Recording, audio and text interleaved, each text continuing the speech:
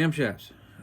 Before we get into today's fun, I'm going to ask you guys to go visit the lovely people at Hamilton Cams, who we'll be talking a lot about today, and help donate for their friend Hannah. Hannah has stage 4 colon cancer, and they are looking to raise money to help fund an experimental treatment to help save her life. Hamilton Cams has been so important to this business and this sport that I've asked you to go to their website and donate. It would mean a lot to me and to everybody else as well. And with that being said, as you can imagine, we got a camshaft. I'm going to go ahead and say, this isn't your daddy's small block Chevy. This isn't going to do hot for teacher riffs, okay? I'll be honest, when it comes to the 5.9 Cummins, the camshaft is really the last thing you do. I have this because mine got ruined. You remember this guy yelling at you, telling you to store your camshafts upright? It's still true, but when the cat comes by and knocks them down, they tend to break. So for this video, we're going to go over what a camshaft does, and if you do go aftermarket, what all them fancy ooga booga numbers mean. All of these engines are solid, flat tappet, push rod engines, which means the camshaft is going to ride on what's called a tappet. Solid piece of steel, not hydraulic, no oil running through this. Your push rod will sit in that, and when your camshaft lobe pushes up on this, it'll open and close exhaust and intake valves. Tappets are pretty straightforward. When you turn an engine down, you want to look for any pitting or missing material here. If you are removing a camshaft and putting it back in, you want to put these in the holes they came out of, because it kind of wears to each individual cam lobe. If you are buying new, especially Hamilton, you must replace your tappets with Hamilton tappets. They will not honor the warranty if you don't. They're like $150 for a set of these, but not that bad. Push rods are a mild debate, because generally when you do something like this, and I'll show you when we do it, we're going to upgrade our valve springs. Our valve springs are actually going to stiffen the seat pressure, so at high RPMs the valves don't what they call float, which means the spring is overwhelmed and the valve will hang open, and when the piston smacks it, you cry yourself to sleep. When you do a beefier valve spring, these very microscopically will actually flex as they move up and down. Hamilton suggests over 50 pounds of boost or 500 horsepower, you should step up to a chromoly push rod. But for us, I think we're just going to use these for now. I really don't plan on pushing this engine that hard.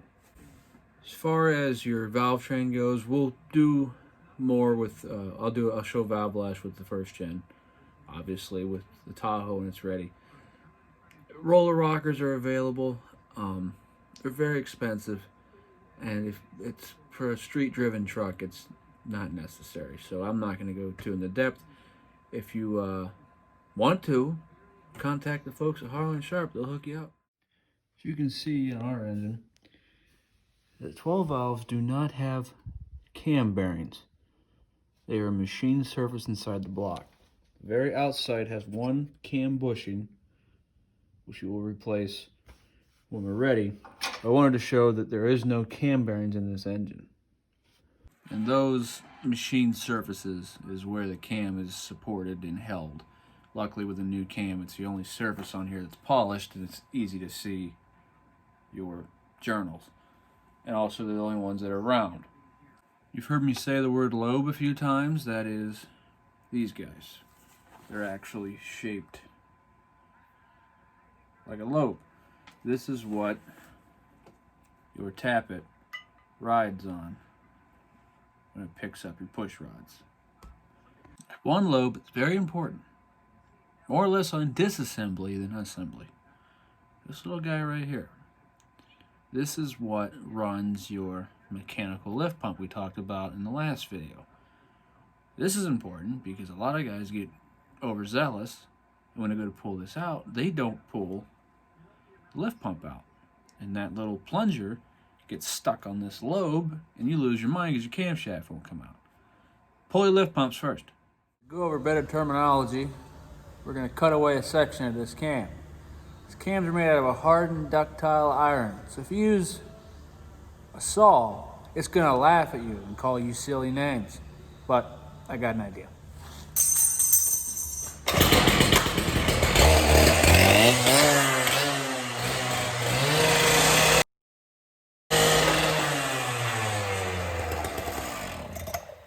So our cam for the Tahoe is a Hamilton 178-208 cam. What does that mean? When you look at a lobe, you have to imagine half of it is perfectly round. When that part of the lobe, or we call the heel, is on the tappet, that valve is completely closed. And obviously once it starts to come around and you hit this tapered surface, it's going to open,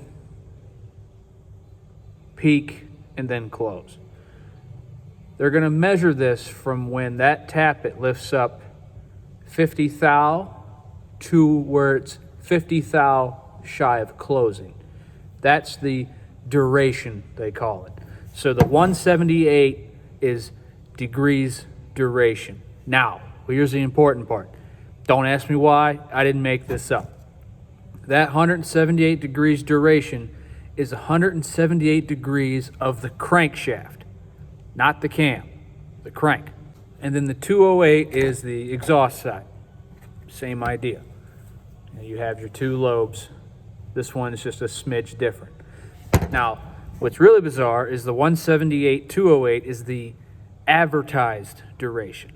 The actual duration is 188-220 on this cam, which is weird because they sell a 188-220 cam that has different actual. Listen, I don't make the rules here. I'm just telling you what I know. The other big one you're going to see is what they call LSA, lobe separation angle. If you look at your two lobes, I had discussed earlier the peak. That's your max lift. The lobe separation angle is the angle between this peak and this peak. Generally speaking, the narrower these two peaks, the choppier and more aggressive the cam is. The farther away these are, as you can see, these are super far apart, the better idle, better cruising it's going to be. So I hope that makes sense. I hope you look into it, research why there's different size cams and which one's right for you. And if you don't feel like it, you don't have to. Hamilton did it for you. Pretty straightforward.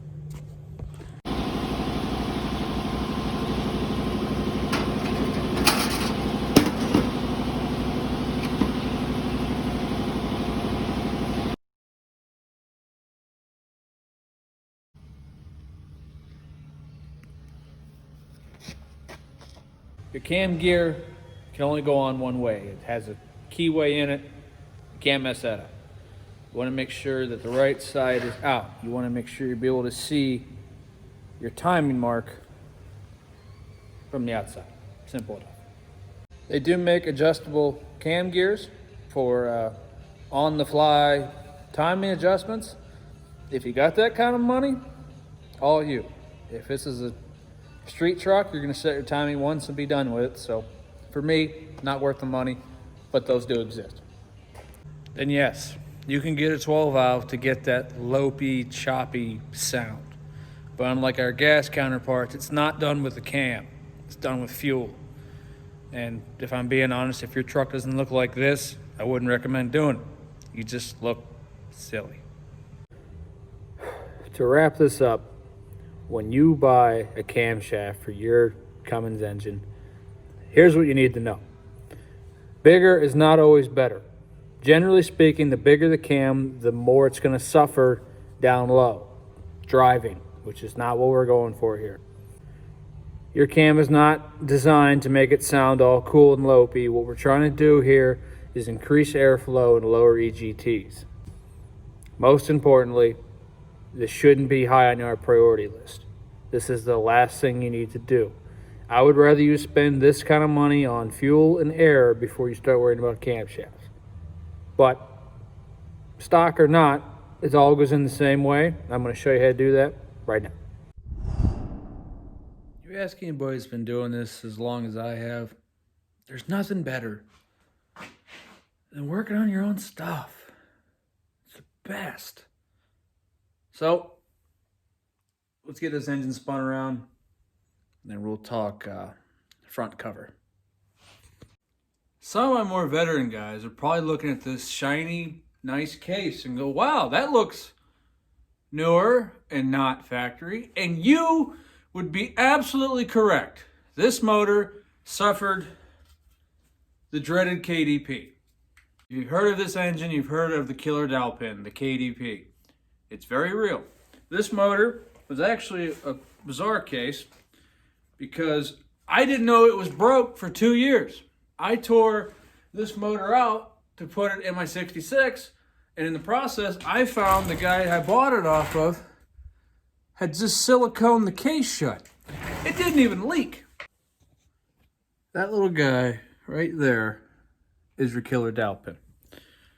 What that dowel pin does is locate the cover onto the block.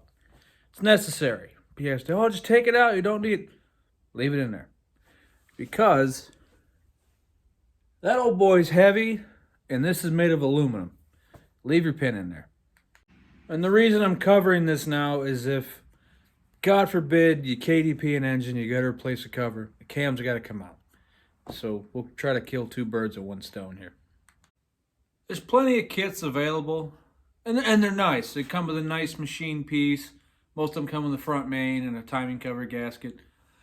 They're a little pricey. I'm not going to knock you, but if you're inclined at all, cut you a piece of steel, put a point in it, drill a hole in it, and cover up your pin.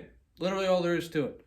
I have this engine mocked up for the intake project. I'm going to tear it back down on a time lapse. We'll put a gasket on this cover, get it mounted permanently, and we'll work on this front bushing.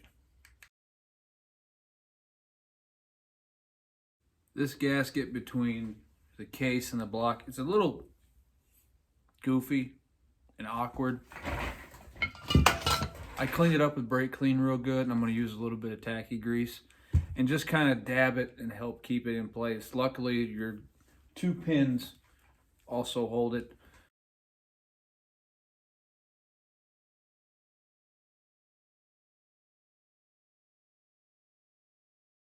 See, nothing fancy, it just kind of helps keep it in place while you set your case on.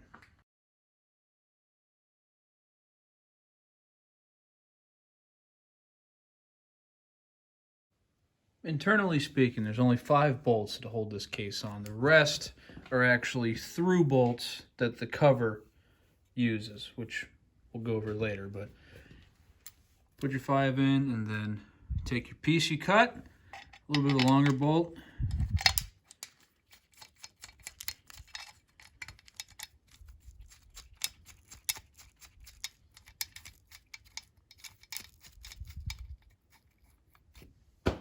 That's how you tab a dowel pin. Like I said, every bolt on this engine with a 10mm head, 18 foot-pounds. Guys, you cannot skip this step. If you buy one of these trucks, take 3 hours on a weekend, pull your radiator out, pull your cover off, and see if it's tabbed. If it's not, do it. But that's all there is to it. Super simple. Let's work on this cam bushing. Like we talked about, there's only 1 bushing in this engine, right here on the snout. The idea is it's going to support the weight of that big old gear. There's 1 oil hole in it that has to line up with here. Endless types of seal tools and drivers and whatever you got that'll fit in that hole will work. Pound it in.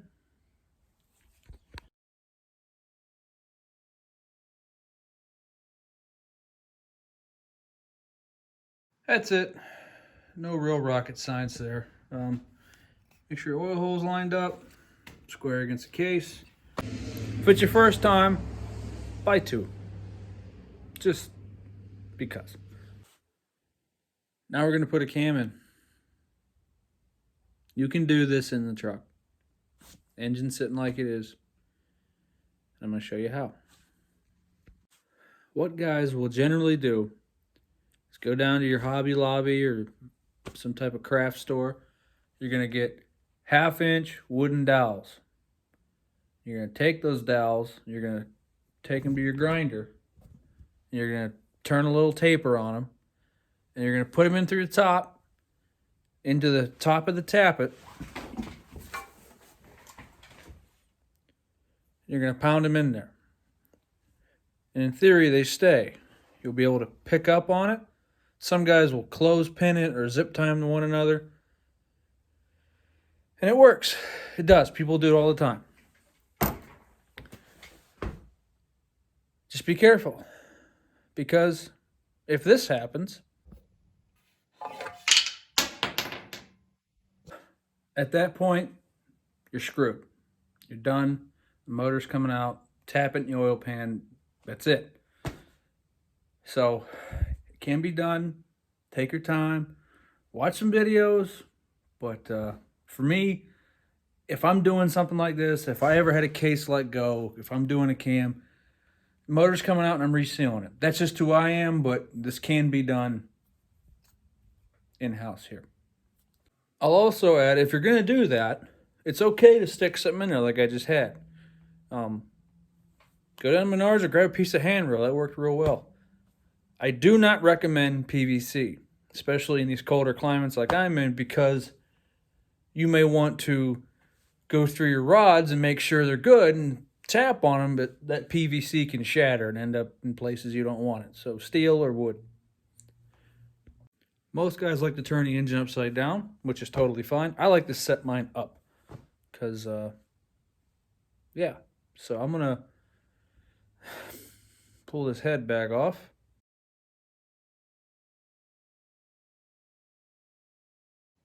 You heard me mention earlier that Hamilton requires you replace your tappets with their cams. The biggest reason is because on the Hamilton cams, the lobes are actually wider. If you see a Hamilton tappet compared to the stock tappet, it's quite a bit of difference. We're going to lube up our tappets and set them in the engine. The rule of thumb here with assembly lube is you cannot have enough. Murder these tappets in assembly lube. More the better.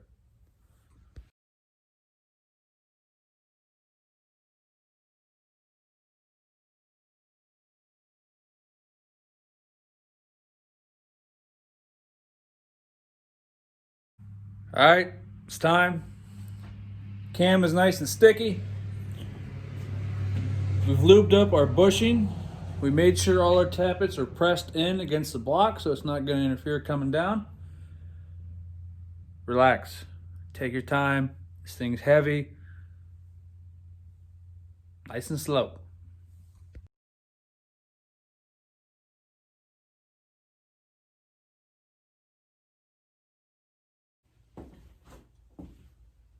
Before it sets down in its home, we're going to put our retainer plate in underneath the gear, and you'll see where the bolt holes line up.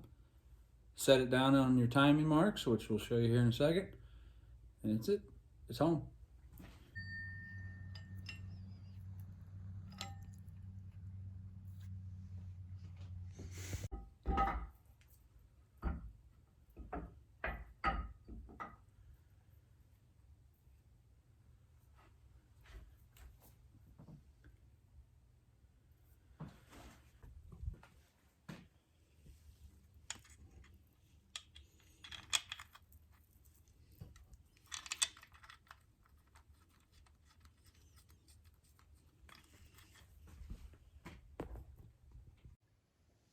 Put your 2 bolts in, torque to this number, and then right here is your timing mark. You have 1 on your crank and 2 on the cam. You want to make sure those are lined up, and that's it. Except the most satisfying part. Your 12 and 24 valve ISBs, first and second gen.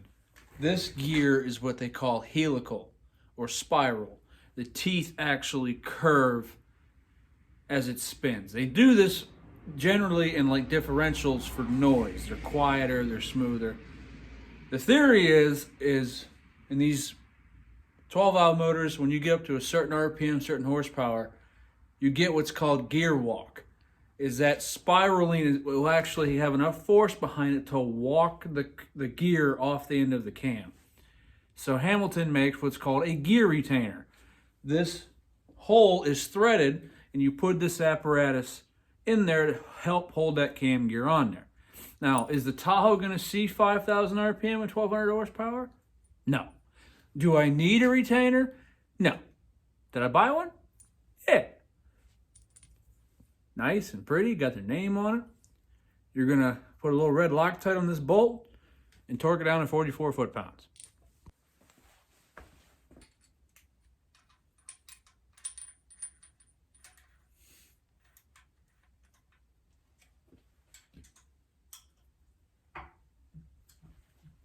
And there you have it. Pretty as can be. Hamilton notes that when you put the cover back on, if you don't use the factory steel gasket, if you only use silicone, you may run into clearance issues with this. It's just something to keep in mind. Guys, that's camshafts. I know generally everyone's yelling at me, I should have done the pistons first, and you're right. I'm having a hard time finding them right now because of COVID. But that's it. Hopefully we'll have first-gen parts in the next couple days, and I'll have a video for you next week. Thanks for watching. Do it for the old man.